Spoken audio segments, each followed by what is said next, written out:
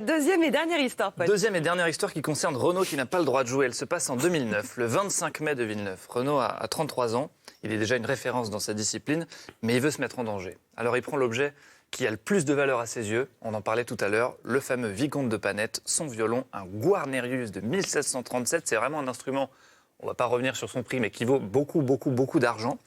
Et il se rend dans le métro parisien, sur la ligne 6 du métro parisien. Et il commence à jouer devant les usagers du métro. Il commence à faire la manche, en fait. Renaud commence à jouer un des morceaux les plus difficiles à jouer au violon, comme ça, par terre, le long de la ligne 6 du métro. Il ne récoltera que quelques euros. Le lendemain, il joue le même morceau, avec le même violon, Théâtre des Champs-Élysées, la foule est en délire. Histoire vraie ou histoire fausse?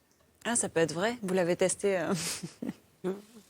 la veille dans le métro. Moi, je dirais que c'est vrai, mais je ne l'imagine pas faisant un beat dans le métro, parce que le public du métro est un public, parfois, souvent même, assez sous le charme. Ouais. C'est une bonne remarque. Dans mon histoire, Renaud vraiment ne récolte que quelques euros.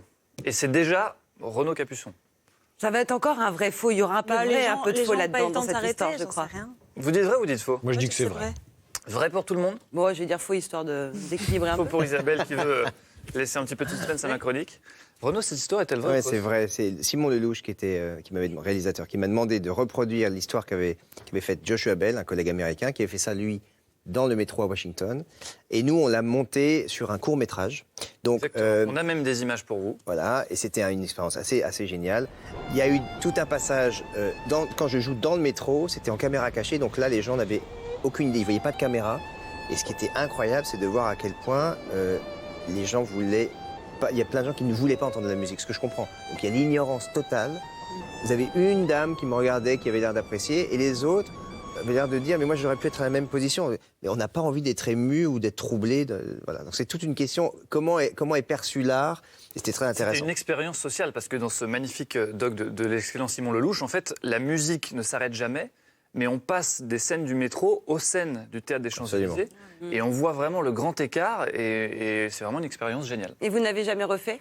Non, je l'ai jamais fait, mais il y a une petite anecdote géniale. C'est qu'à un moment, je devais attendre le métro, parce que l'équipe filmait était déjà dans le métro, donc j'ai attendu tout seul sur le quai. Et là, il y a un vrai violoniste de métro qui était là. Vous êtes aussi un vrai violoniste, quand même. Non, mais un type vraiment qui est officiel dans le métro, et qui arrive, et qui me voit, et qui me dit « T'es qui, toi ?» Et là, j'ai dit « Ouh là là !» Et j'ai dit « Bah moi, je joue un peu de violon. » Et il m'a auditionné. C'est-à-dire qu'il m'a dit « Vas-y, joue. » Donc j'ai joué, il dit « C'est bon, tu peux rester. » Et il est parti. Et là, il n'y avait pas de caméra, c'était génial. C'était totalement spontané, sans caméra. Donc quand je leur ai raconté ça ensuite, ils ont dit « Ah, c'est dommage qu'on n'ait pas été là. » Mais s'il y avait une caméra, il ne m'aurait jamais demandé. Oui. Parce que j'avais vraiment mon violon à la main. Ouais. Et il s'est dit « Merde, un concurrent. » C'était vachement Merci beaucoup, Renaud. Merci à vous.